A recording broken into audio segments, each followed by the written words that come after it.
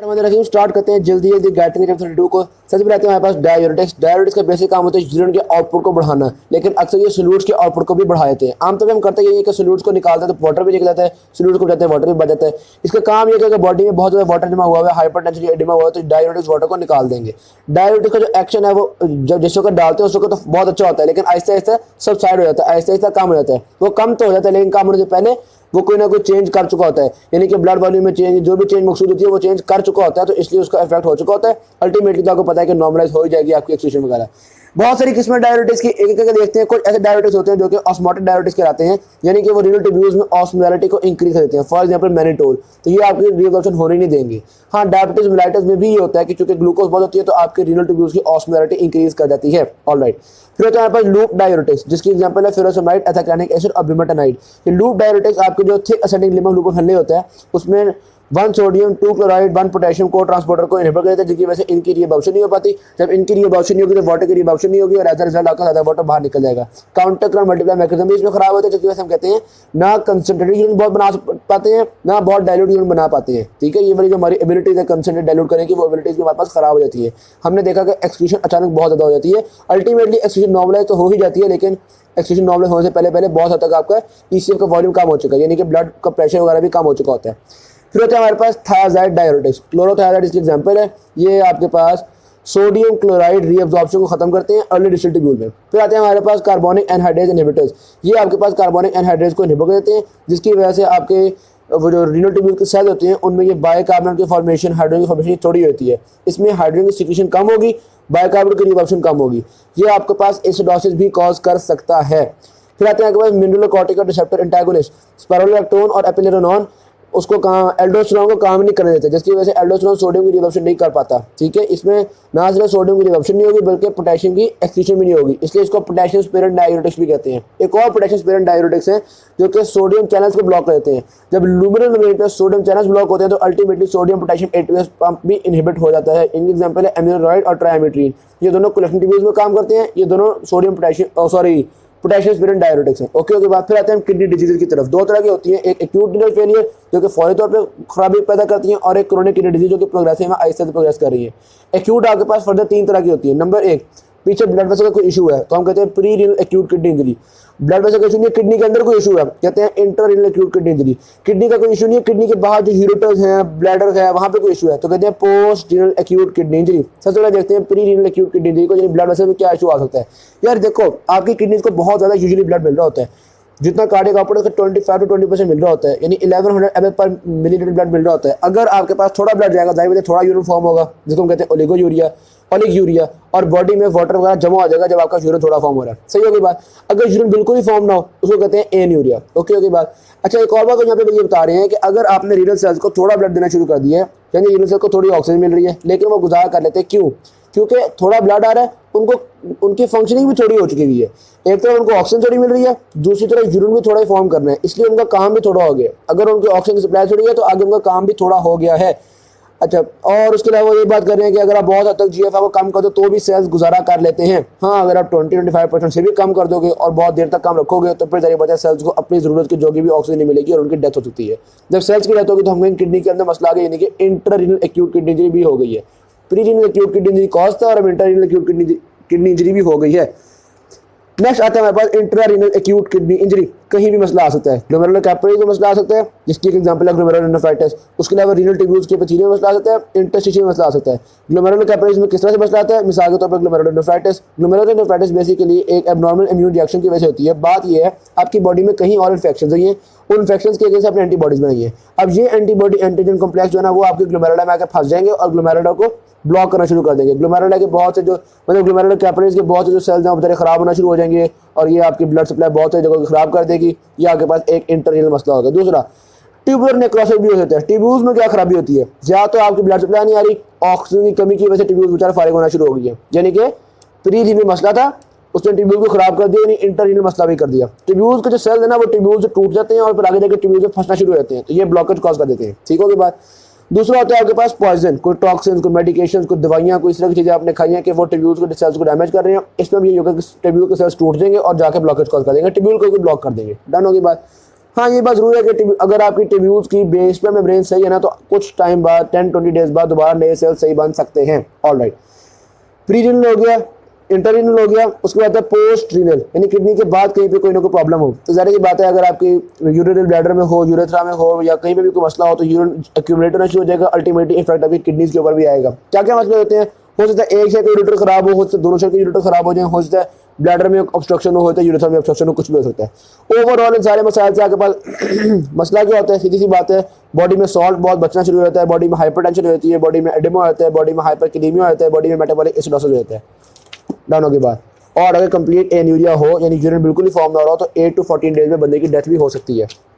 उसके बाद है आपके पास chronic kidney disease. Chronic kidney disease का मतलब है कि परसिस्टेंट है, काफ़ी अर्से से चलती आ रही है, प्रोग्रेसिव है यानी बिगड़ती जा रही सूरत हाल, और इरिवर्सिबल काइंड ऑफ डिजीज़ है। ठीक है, ये इरिवर्सिबल होते होते ऐसी स्टेज पे पहुंच जाती है कि बस फिर किडनी बिल्कुल फारिग होती है, उसको कहते हैं एंड स्टेज रिनल डिजीज़। यहाँ तक क्यों पहुँचती है? बेसिकली ना आपके पास विशियस साइकिल चल पड़ते हैं। विशियस साइकिल का क्या मतलब है यार? पहले तो अगर आपने थोड़ा बहुत किडनी की सेल्स खराब किए ना तो बाकी सेल्स जो है वो जिम्मेदारी को संभाल लेते हैं, लेकिन अगर आप किडनी की सेल्स डैमेज करी जा रहे हो सिर्फ 20 to 25% नेफ्रॉन्स रह गए हैं तो उन 25% नेफ्रॉन्स की भी बहुत ज़्यादा बर्डन होगा, उनको बहुत प्रेशर का सामना करना पड़ेगा, बहुत मुश्किलात का सामना करना पड़ेगा। अब होगा ये, वो सेल्स थकावट का शिकार होंगे, जब वो थोड़े से और वीक होंगे ना उन पर बर्डन और बढ़ जाएगा, वो और वीक हो जाएंगे, करते करते किडनी बेचारी बिल्कुल ही फारिग हो जाती है। ये आपके पास एक विशियस साइकिल चल पड़ता है।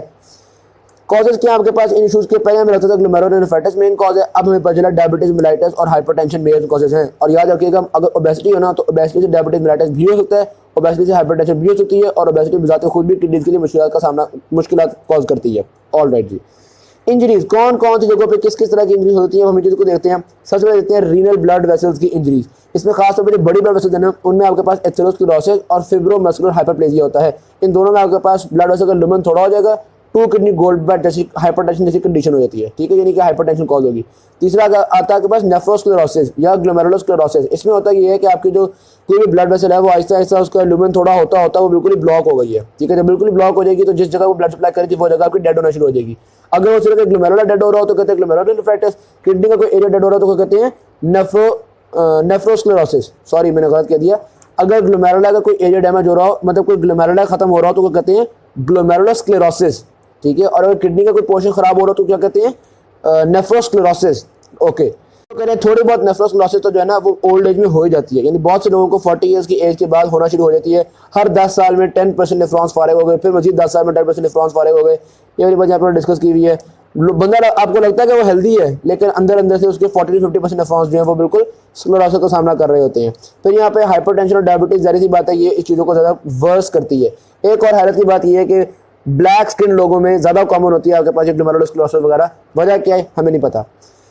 रीनल ब्लड वेसल की बात देखते हैं। ग्लोमेरुला के क्या इशू होते हैं? यहाँ पे होता है ग्लोमेरुलोनेफ्राइटिस। ग्लोमेरुलोनेफ्राइटिस, क्रोनिक ग्लोमेरुलोनेफ्राइटिस को अगर एक्यूट से कंपेयर किया है तो क्रोनिक ग्लोमेरुलोनेफ्राइटिस जो है वो एक तो स्लोली प्रोग्रेसिव होता है, दूसरा एक्यूट में ना आपके पास ग्रुप ए बीटा स्ट्रेप्टोकोकाई की इन्फेक्शंस बहुत ज़्यादा होती हैं। यहाँ पे आपके पास बहुत से कॉजेज होते हैं जिनमें से एक इन्फेक्शन भी है। ठीक है, तो कभी कभी इन्फेक्शन से होता है और भी बहुत सी चीज़ें होते हैं, सिस्टमिक लूपस एरिथ्रोमेटोसिस से होते हैं, बहुत सारे कॉजेज हैं इसके। ओके बात, और आहिस्ता आहिस्ता ये प्रोग्रेस कर गया तो बिल्कुल बंदा फारिग हो जाएगा, फाइनेंशियल हो जाएगी, कोई मुश्किल चीज़ नहीं है।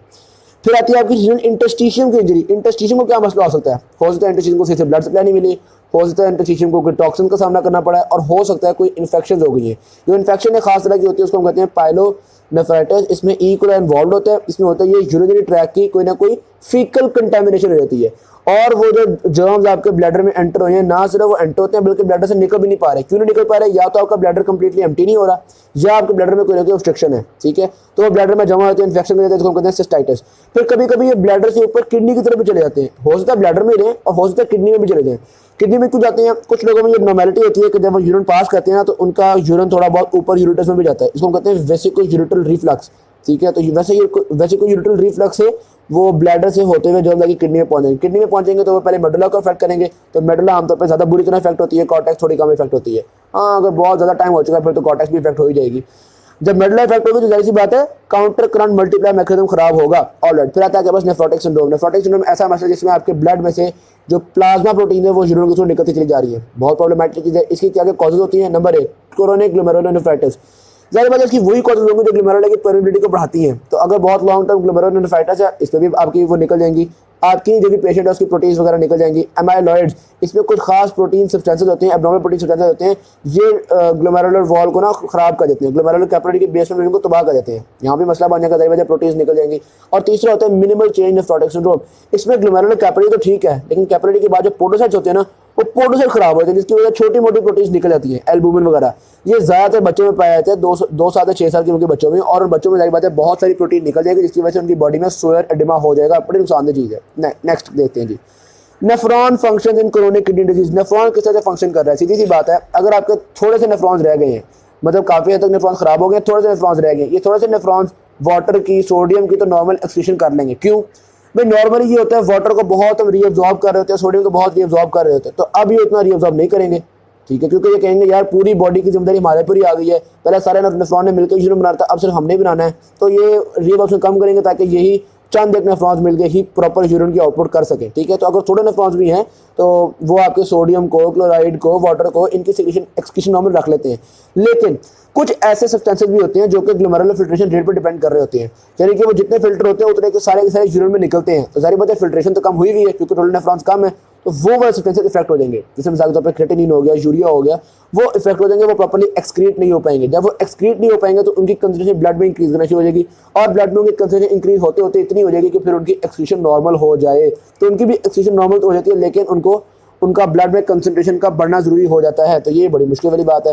फिर थोड़ी सी अडैप्टेशन भी बताई हुई है कि जब आपके चंद नेफ्रॉन्स रह जाते हैं तो फिर वो ज़ाहिर सी बात है उनको समझ आती है कि बहुत जिम्मेदारी है हमारे पे, तो ब्लड वेसल्स भी वहाँ की ज़्यादा ब्लड भेज देती हैं, उनका साइज थोड़ा बड़ा हो जाता है, वो फिर अपनी ज़्यादा जिम्मेदारी निभाने की कोशिश करते हैं। फिर आता है आइसोथिन्यूरिया। इसमें आपके पास इनएबिलिटी टू कंसंट्रेट और डाइल्यूट यूरिन, यानी आप यूरिन की कंसंट्रेशन को बढ़ा घटा नहीं पा रहे। क्यों, क्या वजह है? यार इतनी रैपिडली सारा पानी गुजर के जा रहा है। सीधी सी बात है, पहले सारे नेफ्रॉन मिलकर इतना यूरिन बनाते थे, अब थोड़े से नेफ्रॉन इतना यूरिन बना रहे हैं, तो वो थोड़े नेफ्रॉन जारी बात है उनमें से बहुत ज़्यादा फ्लूइड गुजर रहा होगा।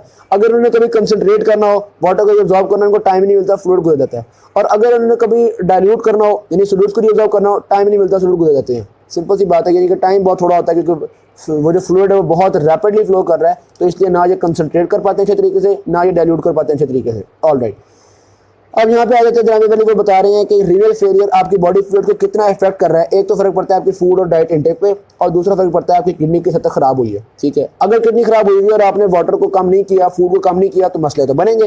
कौन कौन से मसले बन जाते हैं? एडिमा हो सकता है क्योंकि बॉडी में पानी रुक जाएगा, एसिडोसिस होता है क्योंकि बॉडी में हाइड्रोजन रुक जाएंगे, नॉन प्रोटीन नाइट्रोजन रुक जाएंगे, उनकी एक्यूमुलेशन हो जाएगी, और भी बहुत सी चीज़ें जिनकी एक्यूमुलेशन हो सकती है, जैसे फॉस्फेट्स हो गया, सल्फेट्स हो गया। ये जो सारी एक्यूमुलेशन की बीमारी है जिसमें बहुत सा यूरिया भी एक्यूमुलेट हो रहा है, इसको हम नाम देते हैं यूरीमिया।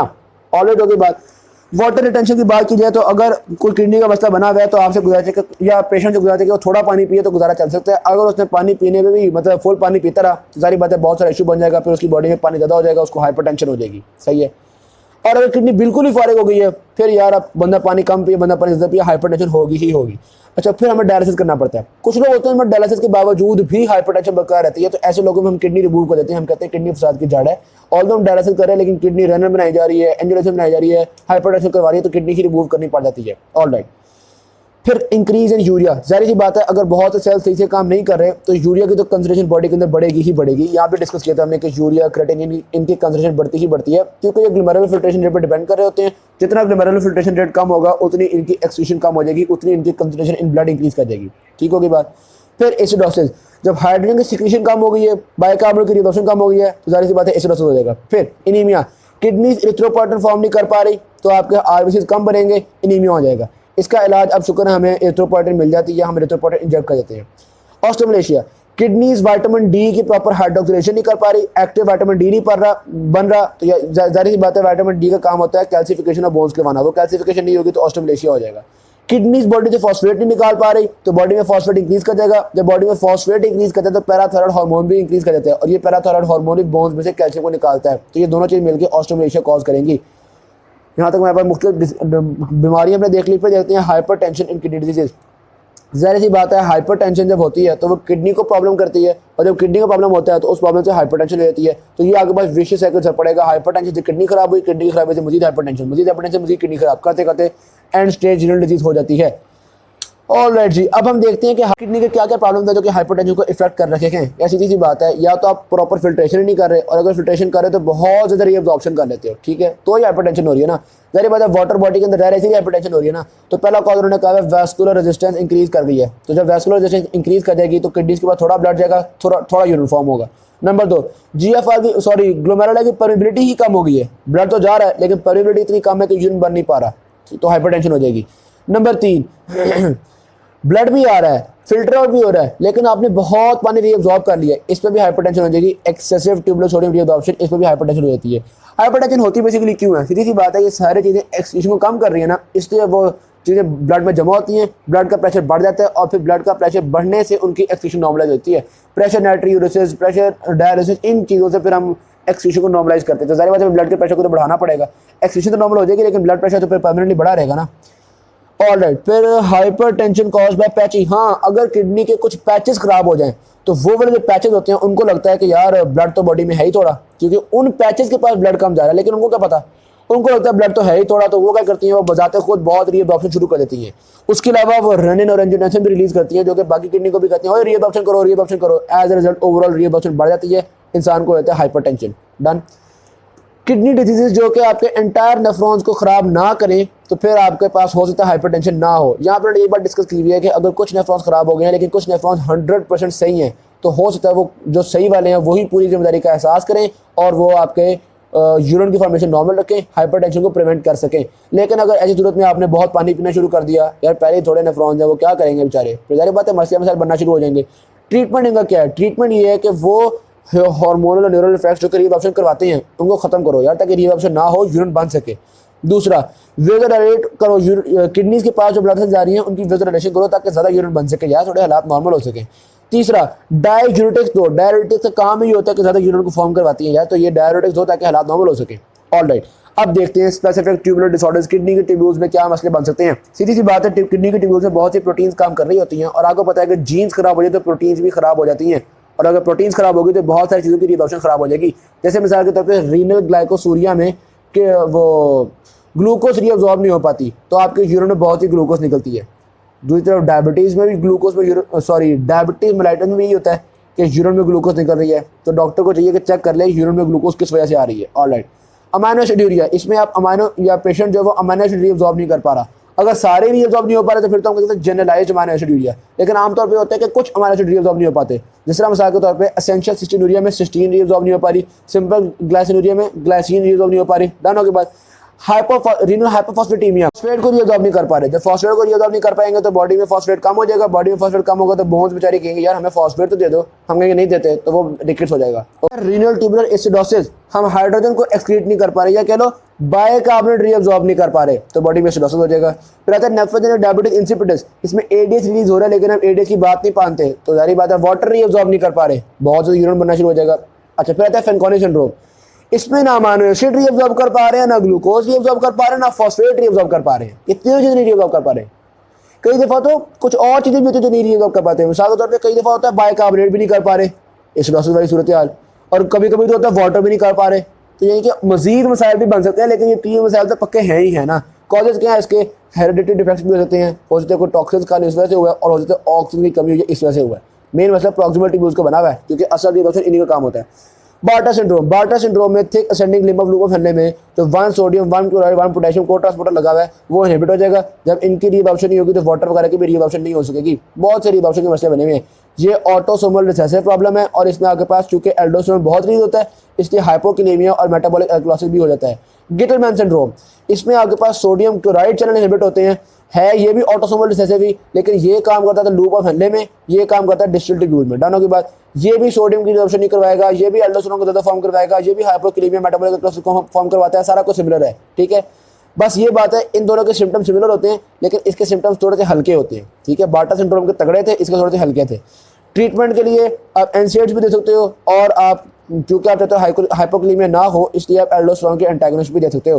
फिर आता है लिडल सिंड्रोम में ये रेयर ऑटोसोमल डोमिनेंट है, सही है, बाकी दोनों ऑटोसोमल रिसेसिव थे, ये ऑटोसोमल डोमिनेंट है। इसमें आपके पास वो जो चैनल होता है ना लुमिनल मेम्ब्रेन पे पोटेशियम का लुमिनल मेम्ब्रेन पे सोडियम का चैनल होता है, वो चैनल बहुत ही ज़्यादा सोडियम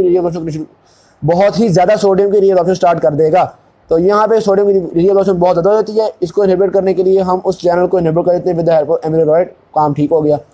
ओवरऑल अगर ट्रीटमेंट ऑफ रीनल फेलियर देखा जाए, यहाँ पे सिर्फ यही बताया हुआ है कि जनाब अमेरिका में रीनल फेलियर के बड़े मसाइल हैं। 7 लाख पेशेंट्स हैं, 19,000 पेशेंट किडनी ट्रांसप्लांट करवा लेते हैं हर साल, 1 लाख पेशेंट इंतज़ार ही करते रह जाते हैं, और जब किडनी ट्रांसप्लांट होता है तो फिर इम्यूनोसप्रेशन थेरेपी करनी पड़ती है।